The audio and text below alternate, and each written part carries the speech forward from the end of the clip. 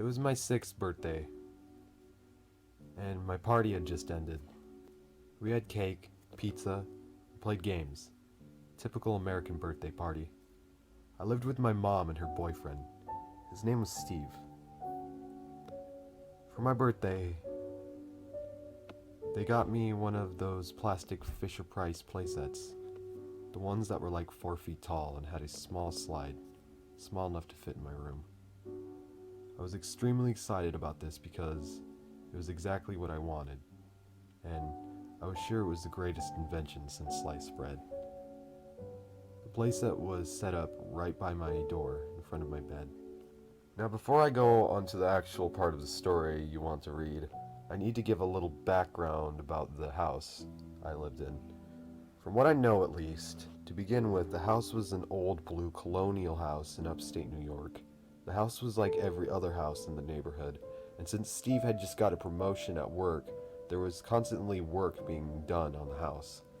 Basically a complete remodel while we lived there. The only thing I don't like about the house was that you couldn't get into the attic, and for some reason, bats kept getting in there, and at 6 years old, you don't like bats. My mom tucked me into bed after my birthday at about 9 p.m., a little later than usual. I remember waking up a few times that night because I was really excited to use the playset in the morning. I didn't get to play with it much that day because of the assembly. One of the times I woke up, I remember looking at the playset when I saw 2 shadows, a boy and a girl, and they looked like they were talking to each other.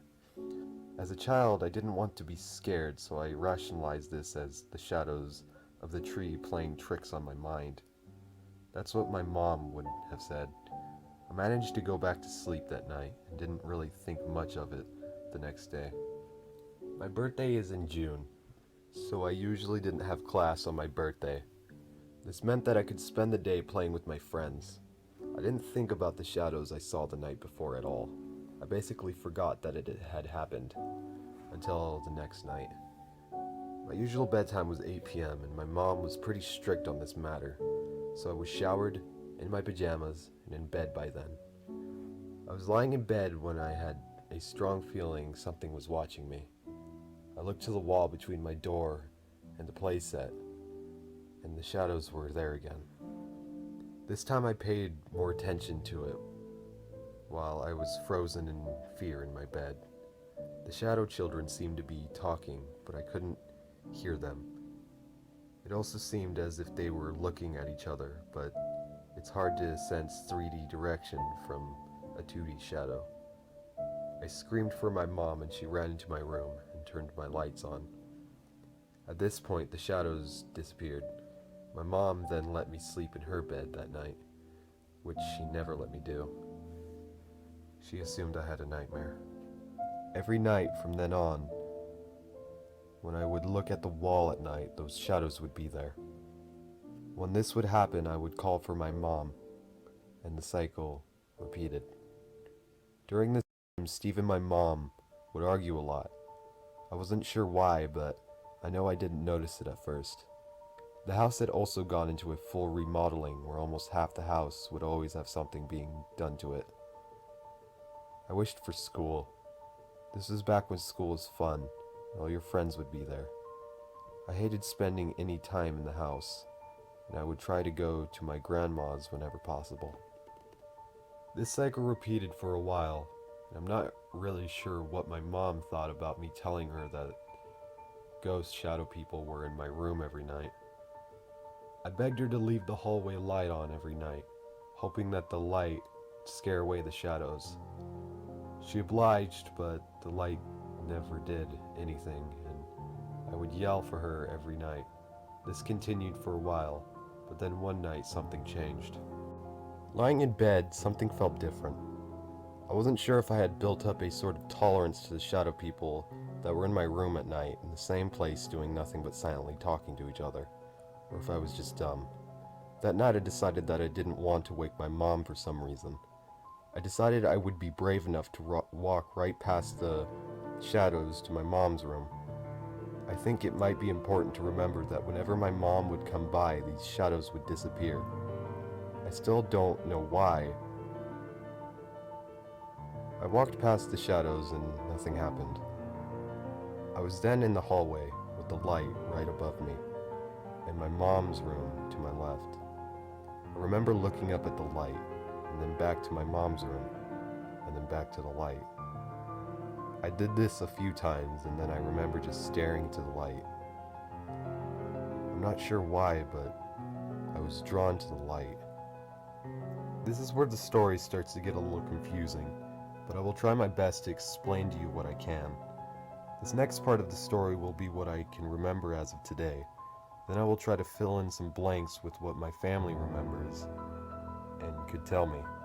After looking at the light for some reason, I decided I didn't want to wake my mom up, which was weird because I never cared before. I went back to bed, and the next thing I remember is sitting in the living room watching TV. There was construction all around me and plastic covering on the couches so that none of the drywall or new paint got on them. I remember I was sitting on the floor and I was just watching static on the TV. To me, this memory seems like an out-of-body experience. I feel like I was there, but I didn't feel in control. These memories are like a flash to me. I have them, but nothing in between. I only have one more memory, being in that house. I was in my room looking out of my window down to the driveway. It was nighttime, and my mom had asked her friend's mother to come over. Her name was Danielle, but everyone called her Dee. I remember watching her pull it up into the driveway and giving my mom a hug. I could hear them for some reason, and this also seemed like an out-of-body experience. I heard Dee say that there was a boy and a girl spirit in the house, but they weren't the problem. The problem was that there was a dark and evil entity in the house, and it wanted me. Dee and my mom then proceeded to burn sage in the house. I assumed I went to bed, but when I woke up, I was at my grandma's house, and it was 2 months after the light incident. I felt fine when I woke up and didn't think I even noticed anything different. I often spent the night at my grandma's house. I had my own assumptions about what had happened, but I never really talked to my mom about it until I was 16. When I woke up at my grandma's, my mom had told me that we were moving out of Steve's house, that they were breaking up and I wouldn't be going back. My mom would get my stuff. As I stated earlier, I talked to my mom about this in detail when I was 16. The memories had bothered me for so long and I wanted answers. I told my mom the exact story that is written above. My mom gave me a confused look when I told her about the part with Dee. She told me I wasn't in the house. My mom proceeded to tell me how I became more and more distant as we lived in that house.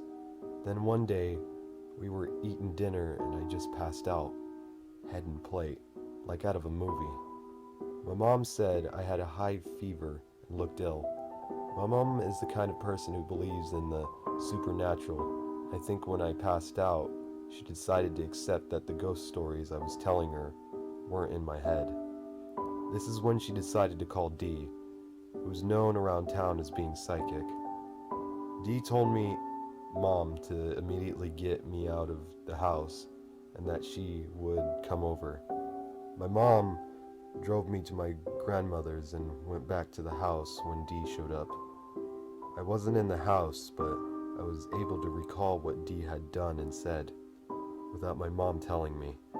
My mom also told me that she didn't tell Dee anything about what I had said, just that I said something was here.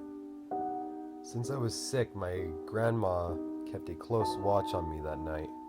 My grandma doesn't really believe in ghosts, but when I talked to her about it, she said it was a weird night. She said I was making weird noises, having trouble sleeping, and had a high fever. But then it just stopped. Like one moment, all of my symptoms went away. I went to bed, and that's when I remember waking up. As I sit here and write this story, I am a 21-year-old senior in college. Every so often, I think back to these events, and I'm just confused. I have no answers. I try to come up with my own conclusions, but I can never think of a rational one. I have a hypothesis for what happened, but I won't share that with you now. I want you to come to your own conclusion. Maybe someone else has gone through the same type of situation. That was the point of writing this story. I'm hoping that someday someone will read this and be able to help me. It would be easy to say I was possessed or something, but that seems too unreal. If the memories I have weren't so vivid, it would be hard for me to believe this story. Hell, it's hard to believe with the memories, but I assure you,